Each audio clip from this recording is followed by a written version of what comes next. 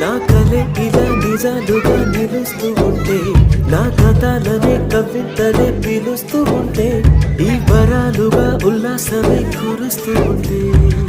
పెదవికి చంప తగిలిన చోట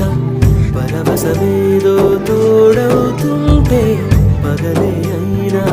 గగనంలోన తారలు చేరెనుగా. నిజంగా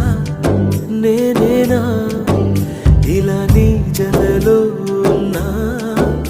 ఇదంతా